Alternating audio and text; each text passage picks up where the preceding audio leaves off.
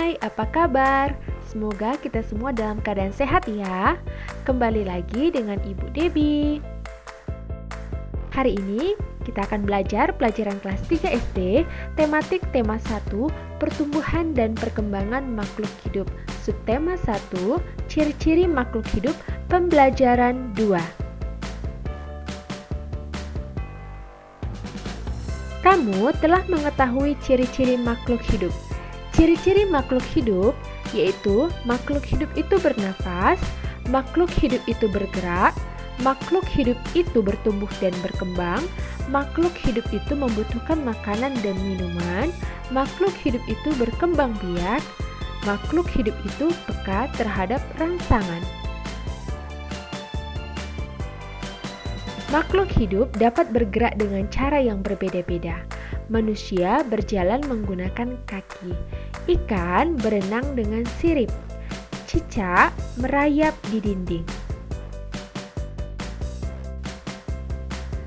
Berdasarkan alat gerak, hewan dibagi menjadi 4 kelompok.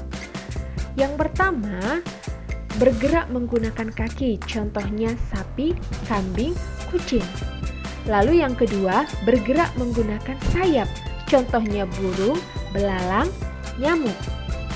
Bergerak menggunakan perut, contohnya ular, bekicot. Bergerak menggunakan kaki dan perut, contohnya buaya, cicak, kadal. Apakah tumbuhan juga bergerak?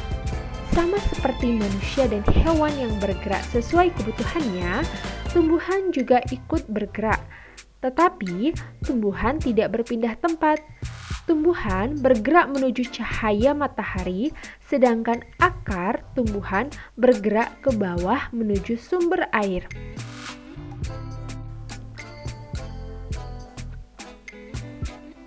Makhluk hidup dapat bernapas. Alat pernapasan makhluk hidup berbeda-beda. Manusia bernapas dengan paru-paru. Ikan bernapas dengan insang.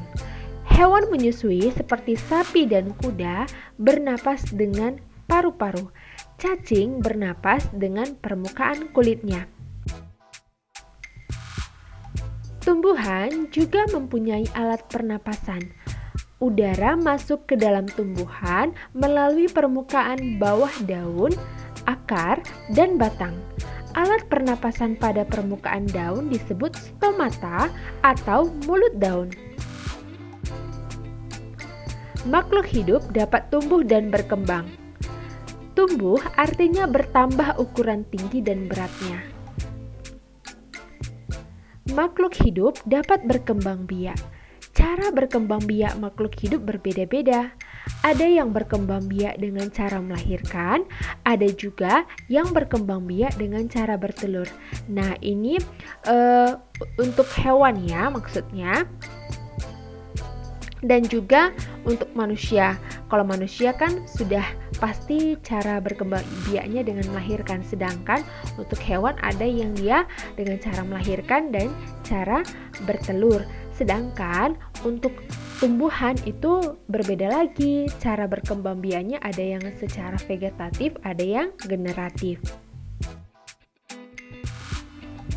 Cara berkembang biak yang dilakukan hewan dibagi menjadi yang pertama melahirkan atau disebut juga vivipar. Perkembangbiakan dengan cara vivipar adalah melalui proses melahirkan anak dari dalam tubuh induknya. Perkembangbiakan dengan cara vivipar ini biasanya dilakukan oleh hewan mamalia atau menyusui seperti kucing, anjing, tikus, unta, gajah, jerapah, dan berbagai hewan lain yang menyusui anaknya. Yang kedua bertelur atau ovipar. Cara berkembang biak pada hewan yang berikutnya adalah dengan cara ovipar yang dilakukan dengan cara bertelur. Hewan-hewan yang termasuk dalam kelompok ini adalah ayam, bebek, burung, ikan, katak, dan serangga. Dan yang ketiga bertelur dan melahirkan atau disebut juga ovovivipar. Selain cara berkembang biak ovipar dan vivipar, ada juga cara berkembang biak yang bernama ovovivipar. Hewan yang berkembang biak dengan cara ovovivipar artinya berkembang biak dengan cara bertelur dan bertelur dan melahirkan, ya. Contohnya hiu, pari, kuda laut, dan beberapa jenis ular seperti ular piton, boa, dan sanca. Makhluk hidup memerlukan makanan dan air. Manusia memerlukan tumbuhan dan hewan untuk makanan. Sebagian hewan juga memerlukan tumbuhan untuk makanan. Tumbuhan juga butuh makanan untuk kelangsungan hidupnya. Tumbuhan memerlukan makanan khusus karena tumbuhan bisa memasak makanannya sendiri. Proses pemasakan makanan yang dilakukan oleh tumbuhan disebut sebagai fotosintesis. Pada proses fotosintesis, tumbuhan memerlukan senyawa-senyawa organik yang bisa membantunya memasak makanan untuk dirinya dan juga makhluk hidup lainnya. Senyawa organik tersebut yaitu karbon dioksida dan air. Selain kedua senyawa organik tersebut, tumbuhan juga membutuhkan energi cahaya.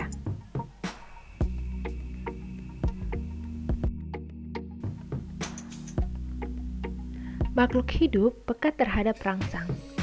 Kepekaan makhluk hidup terhadap rangsang berbeda-beda. Jika kita melihat sinar matahari atau sinar yang menyilaukan lainnya, dengan cepat kita akan menutup mata. Daun putri malu akan menutup daunnya jika disentuh. Buah pada pohon pacar Cina akan meletus jika disentuh. Landak dan kaki seribu akan menggulung badannya jika disentuh. Nah, perhatikan di sini Ibu Debbie akan jelaskan membuat kalimat berdasarkan kata-kata. Nah, paham ya apa itu kalimat? Kalimat adalah kumpulan dari beberapa kata-kata yang memiliki arti dan saling berhubungan. Di sini, Ibu Debbie akan jelaskan membuat kalimat berdasarkan kata-kata yang sudah disediakan. Ada kata berkembang biak, makanan, tumbuh, bernapas, bergerak. Nah, untuk membuat kalimat ini, seperti yang Ibu Debbie katakan tadi, kalau kalimat itu harus terdiri dari kata-kata yang saling berhubungan. Kita buat ini yang pertama yaitu berkembang biak, ya, menggunakan kata berkembang biak. Di sini Ibu Debbie akan buat contohnya. Ayam berkembang biak dengan cara bertelur. Nah, perhatikan Ibu ada kasih tanda lebih tebal ya, tulisannya kata berkembang biak. Itu tadi kata yang disediakan. Nah, yang kedua, untuk kata makanan.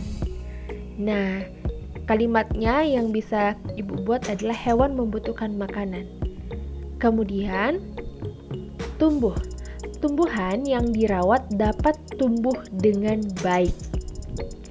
Kemudian, bernapas. Ikan bernapas menggunakan insang. Lalu, untuk kata bergerak.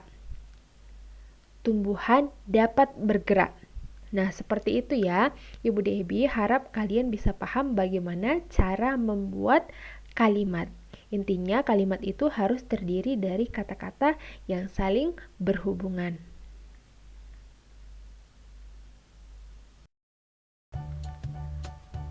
Manusia adalah makhluk hidup yang paling sempurna. Manusia dapat melakukan gerak dengan bermacam-macam cara. Perhatikan gambar berikut ini. Ikuti berbagai gerak berjalan dan berlari seperti gambar. Kamu bisa perhatikan pada gambar yang pertama, berjalan ke samping kiri. Yang kedua, berjalan ke samping kanan. Yang ketiga, berjalan ke depan. 4. Berjalan ke belakang. Yang kelima, berlari ke depan. Nah, tadi setelah gerakan berjalan, di sini ada gerakan berlari ya. Yang keenam, berlari ke belakang. 7. Berlari ke samping kanan. 8. Berlari ke samping kiri. 9. Berlari belok-belok dan membentuk lingkaran. Lalu, cobalah melakukan gerakan gabungan antara jalan dan berlari seperti gambar berikut. Nah, di sini ada latihan ya, maksudnya kita bisa lakukan ini menggabungkan gerakan jalan dan berlari. Nah, buatlah kelompok yang terdiri atas 5 siswa. Ikuti tahapan kegiatan seperti berikut ini. Yang pertama, buatlah barisan di depan garis awal. Yang kedua, kegiatan pertama adalah berjalan maju dari garis start menuju garis finish. Yang ketiga, berikutnya siswa berjalan mundur dari garis finish kembali menuju garis start. 4. Kegiatan kedua adalah berlari maju dari garis start menuju garis finish. 5. Dilanjutkan dengan berlari mundur dari garis finish menuju garis start. Kekuatan kaki menjadi faktor utama keberhasilan. Dalam kegiatan perlombaan kombinasi gerak berjalan dan berlari, dalam setiap perlombaan selalu ada yang menang dan kalah. Pemenang harus bersyukur dan tidak boleh sombong. Sebaliknya, yang kalah tidak boleh berkecil hati dan harus terus berusaha. Bersyukur pada Tuhan. Semua makhluk hidup yang ada di dunia adalah ciptaan Tuhan. Keragaman cara bergerak makhluk hidup juga karena kekuasaan Tuhan. Semua itu adalah karunia Tuhan yang harus disyukuri. Menjaga kesehatan tubuh merupakan salah satu cara mensyukuri karunia Tuhan. Menghargai kemampuan teman yang lain juga merupakan bagian dari sikap bersyukur pada Tuhan. Bersyukur kepada Tuhan termasuk pengamalan sila pertama Pancasila. Nah, perhatikan pada gambar ini adalah simbol dari sila pertama Pancasila. Sila pertama berbunyi ketuhanan yang Maha Esa. Lambang sila pertama adalah bintang. Lambang ini menunjukkan bahwa bangsa Indonesia menyatakan kepercayaan dan ketakwaan terhadap Tuhan yang Maha Esa. Taat terhadap perintah Tuhan dilaksanakan dengan selalu menjalankan perintah Tuhan dengan baik. Selain itu, juga harus saling menghargai kepercayaan orang lain. Bersyukur adalah berterima kasih dengan semua yang diberikan Tuhan. Sikap selalu bersyukur adalah salah satu contoh pengamalan sila pertama Pancasila. Sikap bersyukur tidak hanya kita lakukan terhadap manusia, tetapi juga terhadap hewan dan tumbuhan. Contohnya, kita berteman dengan teman yang berbeda agama, tidak membunuh hewan, dan tidak sembarangan mencabut tanaman. Nah, sekarang silahkan kerjakan tugas berikut. Yang pertama, ini adalah tugas pelajaran bahasa Indonesia. Isilah tabel berikut ini dengan nama hewan. Isilah sesuai kelompok yang tepat. Jadi di sini ada tabel, nanti kamu isi di kolom nama makhluk hidup. Yang kamu isi adalah nama-nama hewan ya, 5 nama hewan. Kamu bisa buat misalnya kucing, misalnya kelinci, terserah ya, burung juga, itu terserah kamu cari 5 nama hewan. Kemudian setelah kamu tulis 5 nama hewan tersebut, kamu tentukan ya cara berkembang biaknya. Jadi kalau dia berkembang biak dengan melahirkan, maka kamu beri tanda checklist atau centang. Tahu ya, tanda checklist atau centang itu tanda seperti kita buat tanda benar. Nah, di kolom melahirkan. Tapi untuk di kolom bertelur tidak perlu ya, hanya salah satu. Kemudian misalnya lagi kamu buat untuk hewan yang kedua.